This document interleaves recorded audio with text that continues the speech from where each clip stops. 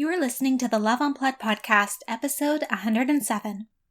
Are you wanting to collaborate with a brand, but you're not sure what they look for, how to best approach them, and how to continue to nurture your relationship with them? Today, we are learning the answers to these questions and so much more from the founder of a beautiful jewelry brand. Grab yourself a pen and a notebook, and let's jump right in. Hey there, I'm your host, Jessica Fragon, and I am passionate about doing the inner work needed to reach your goals. Let me be your guide as we navigate all the fears and insecurities that surface when it's time to step outside of your comfort zone. Along with my knowledgeable guests and industry experts, I'm here to teach you how to reawaken your life purpose and passion and create the steps to turn your intentions into action.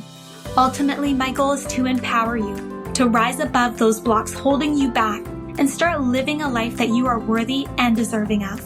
So come on, it's time to slow down, find a comfy spot with your favorite organic tea, and get inspired. Thank you for tuning in to the Love Unplugged podcast.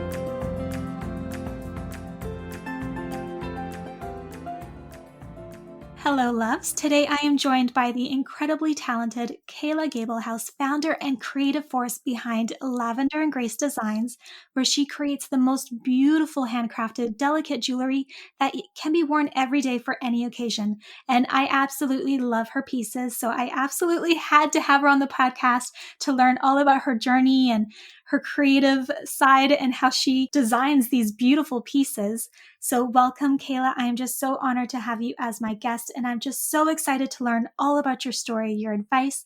But before we start, for those that don't know you yet, I would love for you to share a little bit more about you personally. For sure. Well, thank you so much for having me, Jessica. I really appreciate it. And that was such a beautiful intro. So my name is Kayla Gablehouse, and I live currently here in Kelowna, BC. I was actually originally from Edmonton, like most kind of Okanagan residents. It's rare to find one that's born and raised here in Kelowna. I moved to Kelowna 10 years ago when I was in high school. And I actually started Lavender and Grace by accident. So I was really frustrated with my gap year. I took a year off from school in between high school and post-secondary and kind of tried to quote unquote find myself and travel and do that whole thing. And through that, I kind of naturally fell into my business because I was really frustrated with the unaffordability of the jewelry industry. I kind of just naturally fell into what I love to do, what's my passion, and what is currently my career, which is so crazy to say because I just recently graduated from college in the spring of this year. So it's weird to definitely shed the label of student and to kind of dive deep and welcome the new label of being a full-time business owner. So yeah. Congratulations. That's amazing. What did you go to school for? So I got my degree in marketing with a specialty in marketing, and it was a business degree. So it's definitely helped me so much in the technicalities of my business. Mm-hmm. I'm really grateful that I have my degree, but I also would love to talk about how you don't have to necessarily go to school because I started my business technically before I went to school. So That's so interesting, though, because a lot of people will go to school and they will go into a field that they thought that they would like, and then they end up doing something completely different. But here, you started a business and then you went to school that helped you in your business. So it's kind of like you did it the right way, kind of. I know. I'm so incredibly grateful that I kind of found my passion and found my way so effortlessly. Mm-hmm. Well, I shouldn't say effortlessly, naturally. It's definitely been a lot of work. Yeah. But yeah, I feel like that's kind of when you know something is really true and near and dear to your heart is when it is so natural and effortless. But yeah, I'm so grateful that I was able to learn, like I said, the technical side of businesses. But it's so cool to see what I can learn in school and out of school and kind of combine them together to hopefully create a kick-ass business. 100%. Now, I want to start at the beginning of your journey. How did your passion for jewelry design start? I know that you mentioned that you were kind of frustrated with the costs of all the jewelry out there in the industry, which I totally understand because it is pricey, right? Yeah, I know. And yeah, I guess I kind of just found a gap in the market. I found that so I started Lavender Grace when I was 18, and at 18 you obviously don't have a ton of disposable income, but I've always been so passionate about fashion and kind of that creative industry. And so I found that I at 18 could only afford more so fast fashion jewels, which not knocking that. There's so many amazing brands out there that create beautiful pieces, but I just wasn't loving the quality and how long those pieces were lasting for me.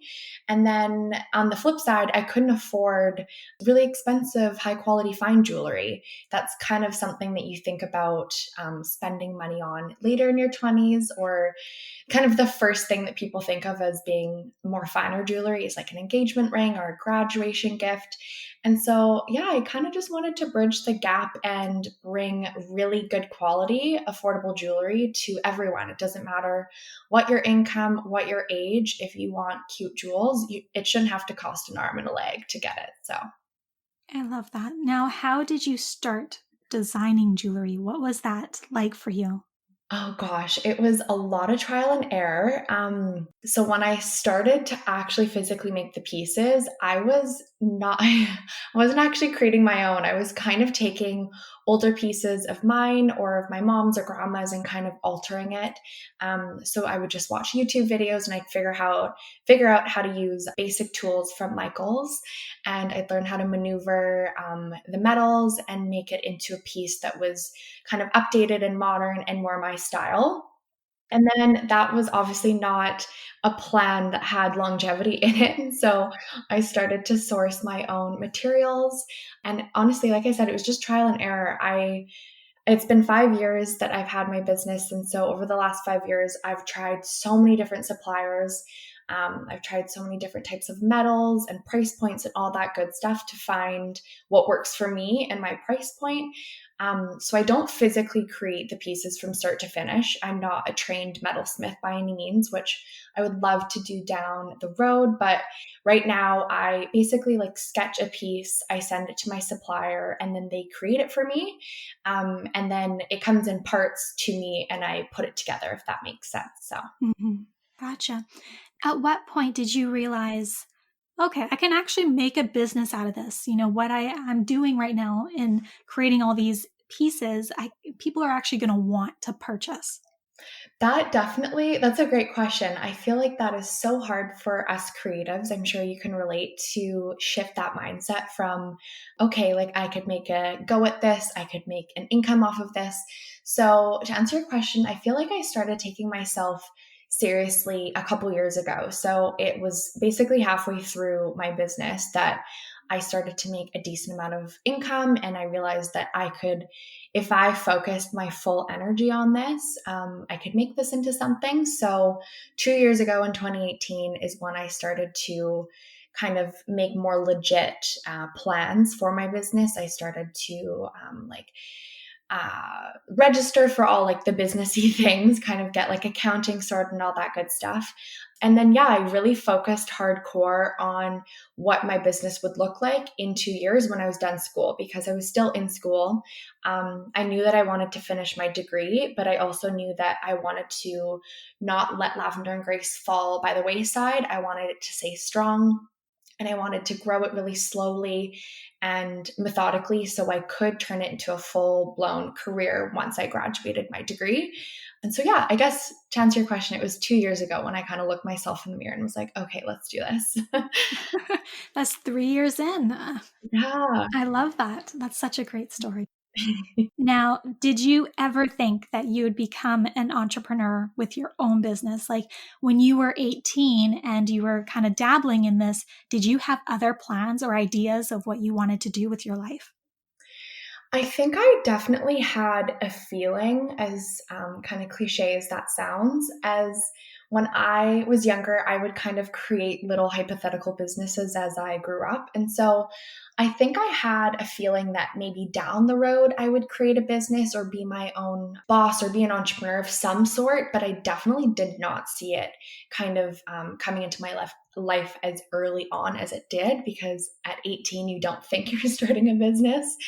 So my first idea of what I wanted to do for a career was actually more in the psychology aspect of things. So I first started school and I was in arts, and my plan was to do like counseling or psychology.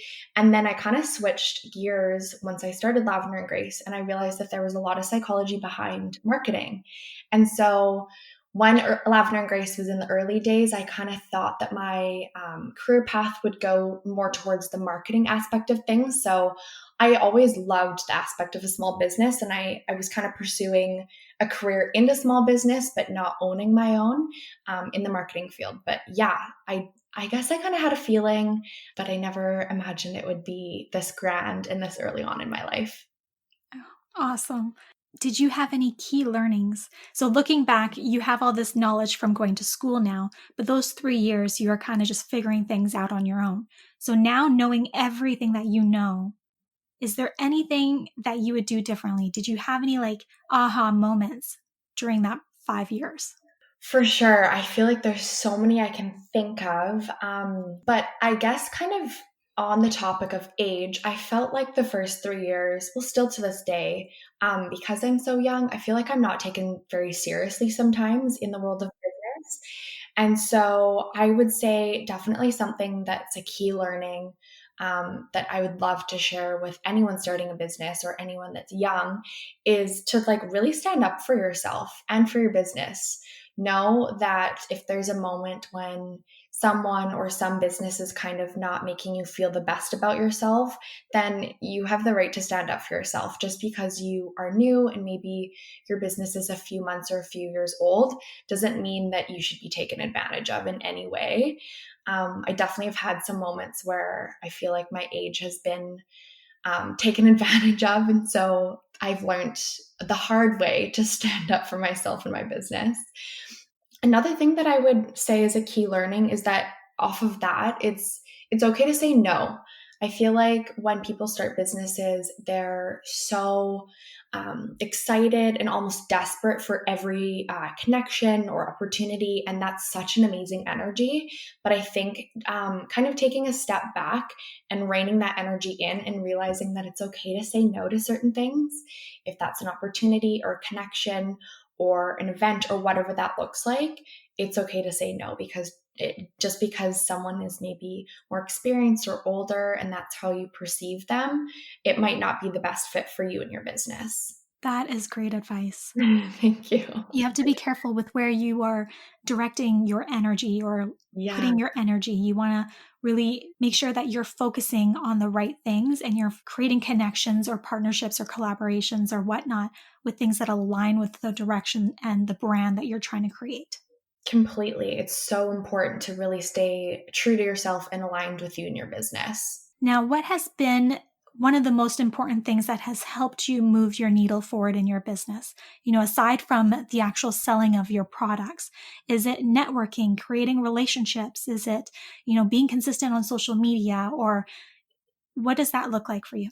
Oh gosh, I feel like it kind of is a combination of all the examples you just gave, but I feel like I definitely saw a big jump in my business and sales when I started to take social media really seriously. And so I actually started Lavender and Grace just on Instagram 5 years ago. So I didn't even have a biz or a website. So I feel like I really owe a lot to social media and to Instagram. And so I've always put a ton of energy and effort into it. But yeah, once again, like I said earlier, in 2018 is when I kind of looked myself in the mirror and realized that, okay, what do my customers and followers need to kind of engage more with me and attach more with my story, and therefore hopefully turn into a customer and a lifelong customer at that. So yeah, I definitely would say social media has played a massive role in seeing that needle moving forward. But at the same time, I tried to do it a bit differently. I feel like 2 years ago, when I started taking myself seriously on social media, there wasn't a ton of authenticity. And I feel like more genuine conversations and authentic conversations have kind of bubbled to the surface the last 6 months to a year.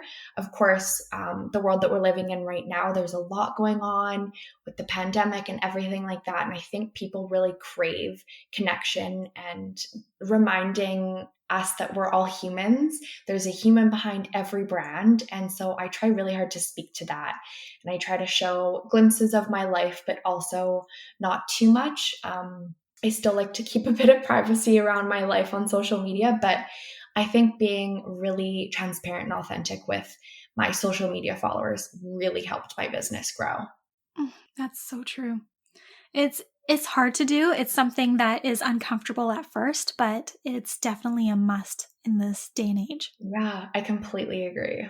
Yeah, and you just have to start and kind of work your way through it, and then you'll eventually get to a place where you're a lot more comfortable showing up as yourself, being authentic, and just kind of being real with your community. Yeah, for sure. I always get asked, like, how do you talk on camera? How do you talk on Instagram stories? And I'm like, don't be fooled. I still take a few takes. Like, I don't just grab my phone and start talking to it and it's perfect and I haven't stumbled over a word or I haven't forgotten my train or lost my train of thought. So, yeah, I think like trying your best to your own degree, what makes you you and authentic. But if you have to restart or re-upload, that's okay too. Exactly. I mean, I still take many retakes sometimes. There's just those days where you're just like, I sound like a total tool. Like it's Oh, just, it's completely. going to happen. Or I sound like so robotic. Yeah. And you know what? That's okay. Like it doesn't have to be perfect every time. And, Yeah, people relate a lot more to you being naturally just you, even if there are mess ups and you're fumbling over your words and it's not perfect, that creates better connections. that's so true. Yes. Now, you've worked with influencers in the past, and I want to hear your thoughts on a few things. When you do look to work with an influencer, what are you looking for? Like, Um, is it the number of their followings, the engagement that they have on their posts? Is it, the fact that they're already wearing your jewelry, your pieces? yeah, that's a great question. I feel like I definitely, to the numbers point, I don't look for followers actually.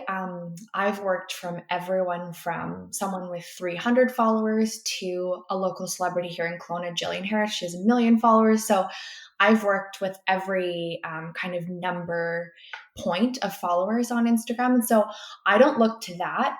I look to just if they're a good human being, basically, if they seem really nice, if they seem like they're taking their platform seriously, if they have a cool story, like maybe their Instagram is their side hustle, or maybe they just made it their full time gig. I think it's so cool falling in love with people's story and how they kind of found themselves to this platform. Mm-hmm. As well as I really look if they have good content. So sometimes micro quote unquote influencers have the best content because they haven't really been overwhelmed with bigger brands and bigger partnerships, I find. And so I'd say my sweet spot is what I would call micro influencers, but that can be anyone from, like I said, 300 followers to 3,000.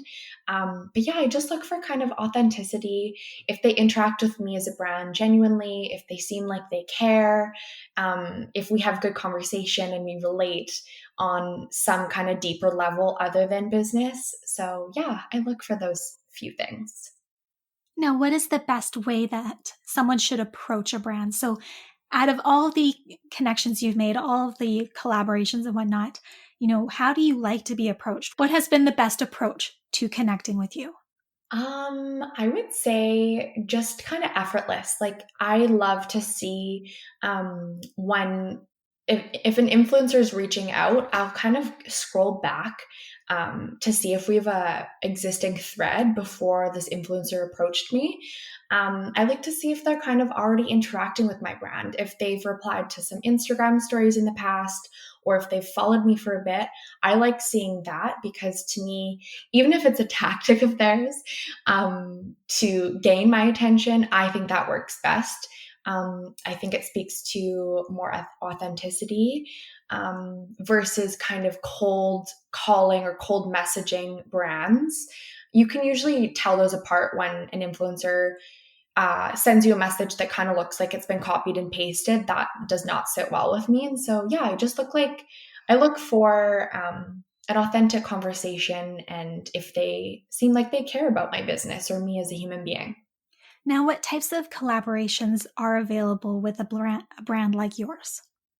So I actually, for being a 5-year business, I think I kind of take a different approach in the fact that I don't do paid partnerships. I really think that I get the best ROI when I am working with an influencer through a gifted or even they've maybe purchased through me and then I gift them.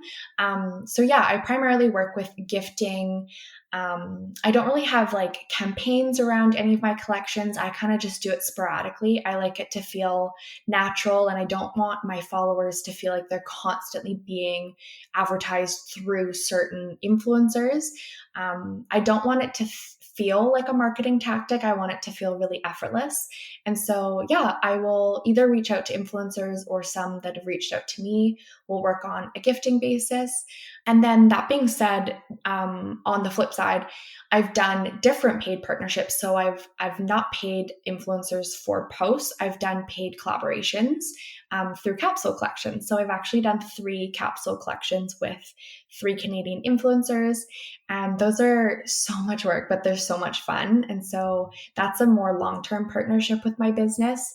It's usually 6 to 12 months, maybe 18 months of constant communication. And so, yeah, an influencer helps me create a capsule collection. And that's the only time I will pay an influencer is when they've kind of come on board with my business and have helped me create a piece from start to finish.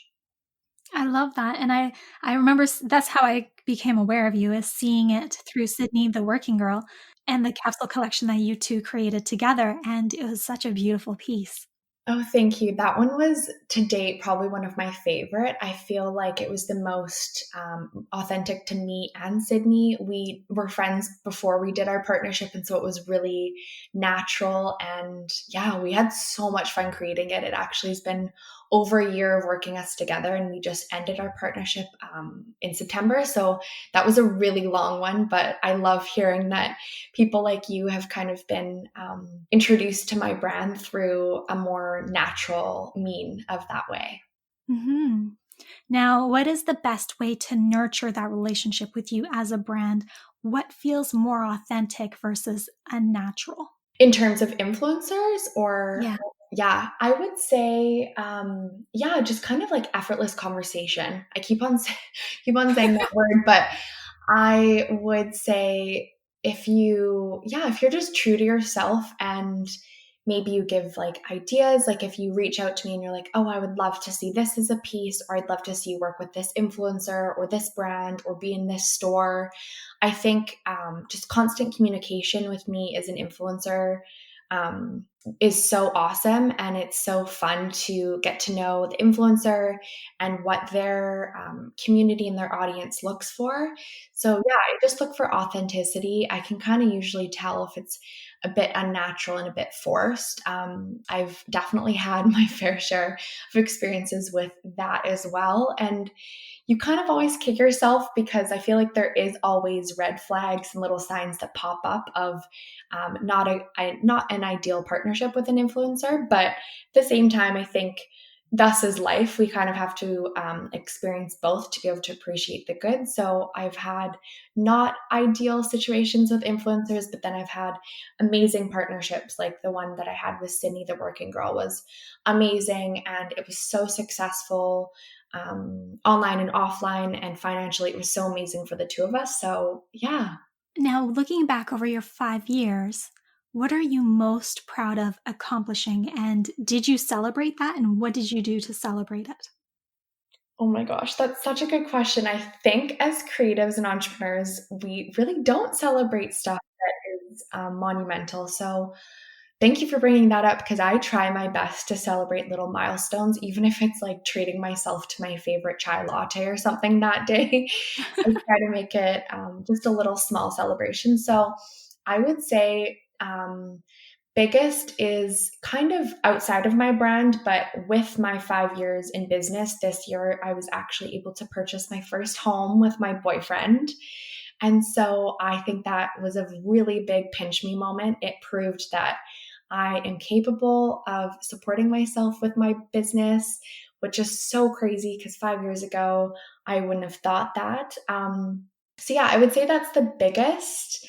But at the same time, little things like hitting monthly goals or projections or creating a collection with an influencer that I've wanted to work with, or seeing an influencer post that I've been dying to work with. Little things like that are still so monumental to small businesses. And so, like I said, I'll do like a little champagne toast or buy myself a treat or go on like a shopping spree to treat myself to celebrate those kind of moments.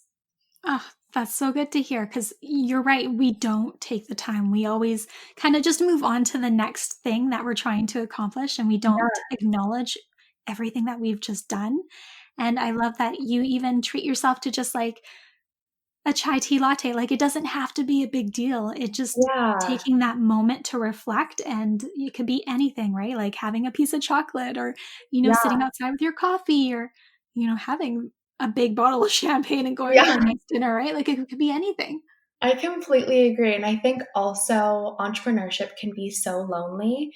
Um, so I'm technically a one woman show, and I have lots of friends and family that help me. And I'm so, so appreciative. But when I do hit those little milestones, I, of course, tell my friends and family and my boyfriend, for example, but they might not have experienced the whole kind of work to get to that milestone. So, of course, they're proud of me and they're so stoked and so supportive. But they don't really understand the magnitude of how it took for me to get from A to B. And so it can be really lonely when you can't announce to an office full of people, like, hey guys, we just reached blah, blah, blah, or Jillian Harris posted about Lavender and Grace, blah, blah, blah.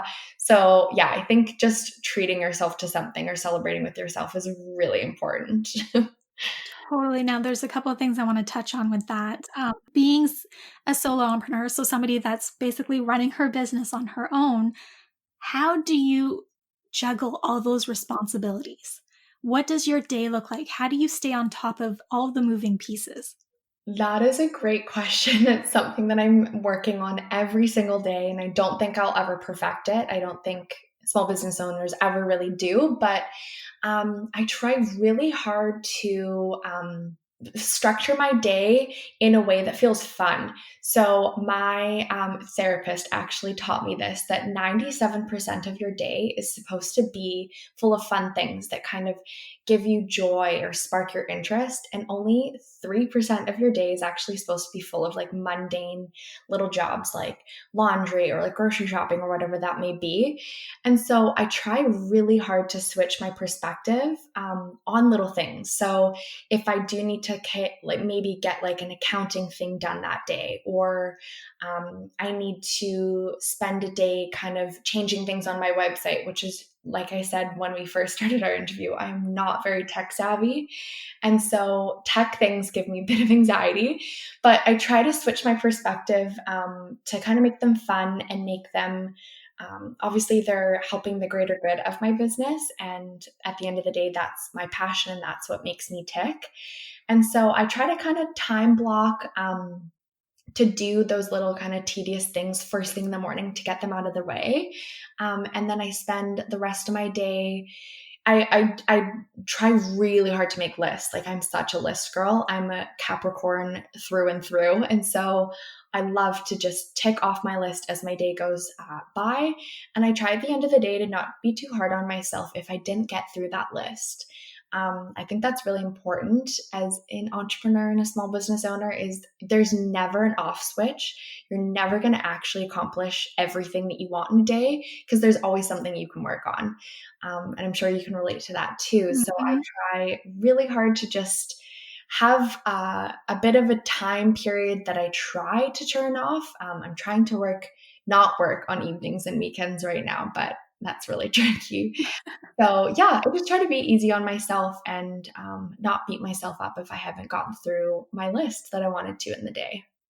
Yeah, that's such a great way to look at your day. I've never thought about it that way, and 97% needs to be Yeah, like fun. yeah. Like, Isn't that oh a boy. crazy statistic? Like that's a large percentage. Mhm. I'm like, yeah, Mine is maybe 50%.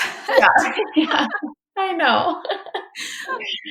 But it's all your perspective on things as well, right? It's Yeah, about mindset as well as maybe getting rid of some of those mundane tasks. But yeah, totally. Or save them for maybe on a day that you're stoked to do them. Like, if does it really need to get done today? If not, maybe tomorrow you'll wake up and have a different perspective on it and be Mhm. so stoked to do like your accounting or bookkeeping or whatever.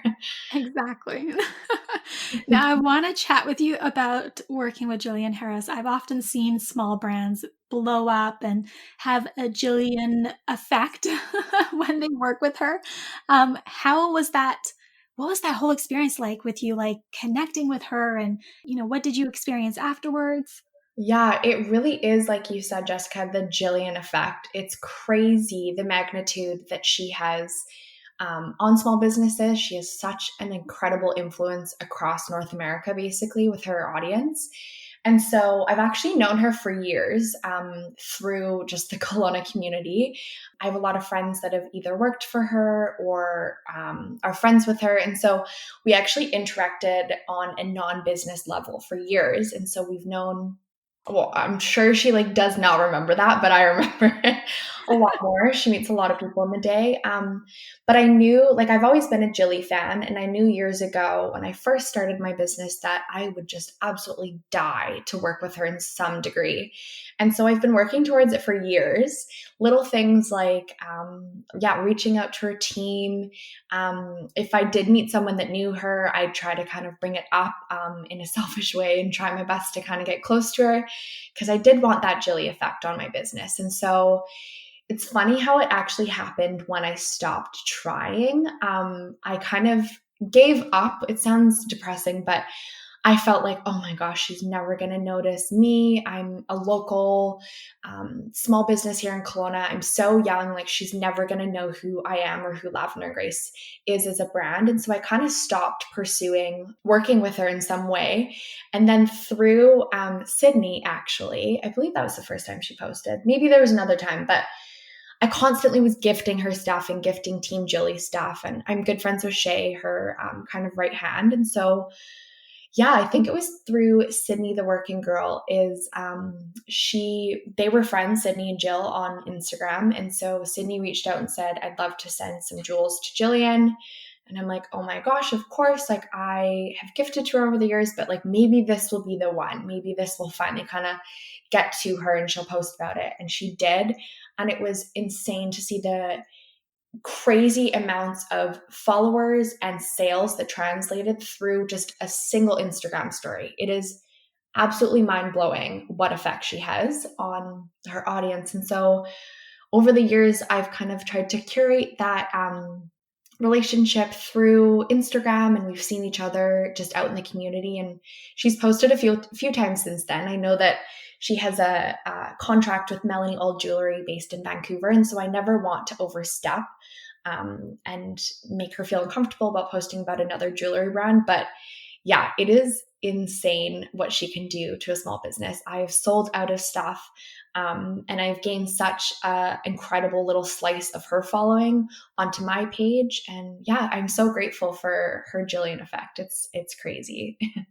Amazing. I'm very happy for you. That's a very big goal. I mean, that's a goal of mine is to maybe one day have her on the podcast or something, but Yeah, you have to manifest it. You have I to. know, right? It's like, I how can think, I get closer to her? But yeah, she does, yeah, she does so much for local companies, and it's amazing the effect that she has in a yeah. business. It really is. And like I've always looked up to her as such a business mogul Hmm. here in Canada. And obviously it's so crazy having her here in the Okanagan. And yeah, she does so many amazing things for small businesses. It makes me like I respect the crap out of her. She is so inspirational. And what's amazing is, yes, she's got an empire. I mean, it's Yeah. freaking huge, everything that she does. Yeah. But she's just so real, and she's Yeah. just like a best friend that you just woke up to in the morning, and her hair's a mess, you guys are having coffee, and she just shares everything, and it's just so amazing seeing somebody at that level be that way. Yeah. I seriously take inspiration from it. Like Mm-hmm. if one day my platform was even half the size of hers currently, I really think it's important to strive to be authentic and genuine and make it feel like you are sitting there having coffee with your best friend. I think it's really, really important to showcase as much as you want on social media, but to whatever degree that may be for each person. Mhm. Yeah, I think she does an amazing job of really giving us a glimpse into her day to day. Awesome. Now, I want to hear more about Lavender and Grace. So, do you have anything coming up that you want to maybe share with us? I feel like I don't have a ton, to be completely honest. I feel like in the spring I came out of like a fog of like 5 years of university, and I feel like I'm trying to kind of comb through my business and figure out what I want it to look like the next few years. But that being said, I'm definitely dabbling with the potential of having a space here in Kelowna. I would love to have a team and a working public studio that I can have customers come in and shop in person. I love being an online business so much, don't get me wrong, but it's really hard to have those connections with your customers and to help them shop for their loved ones through a screen.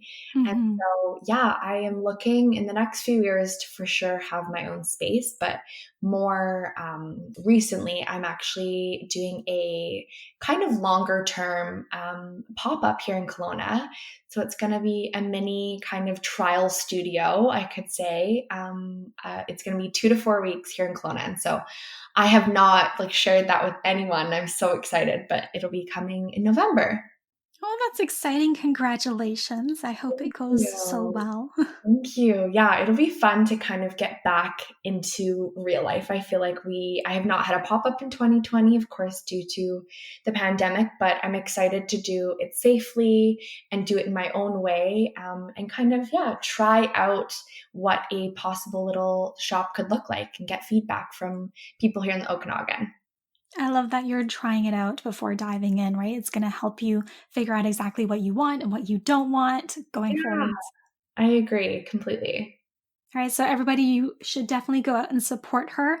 So follow her on Instagram, take a look at her jewelry online. You are going to fall in love with her pieces.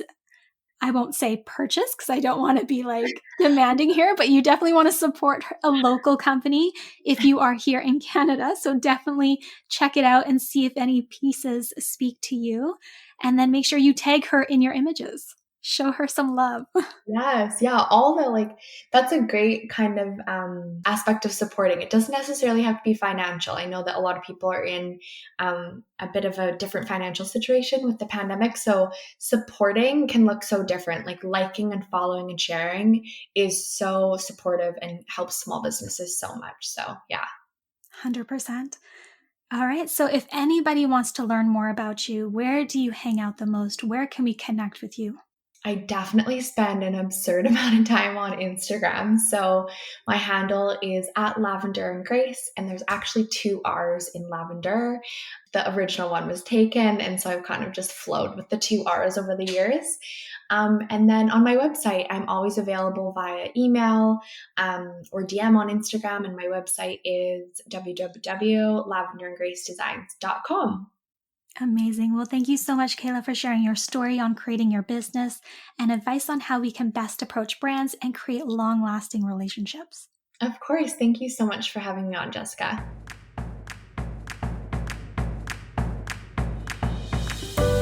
I'm Jessica, and thanks for tuning in today to Love Unplugged, the podcast. If there are any questions or topics you'd love answered on the show, head on over to www.projectloveco.com and share your request with me. If you haven't yet, go to iTunes and subscribe, rate, and review this podcast and share it with a loved one. Your feedback means the world to me, and the community we've created is what fuels our discussions here. After all, this is all for you. Join me next time for another unplugged conversation.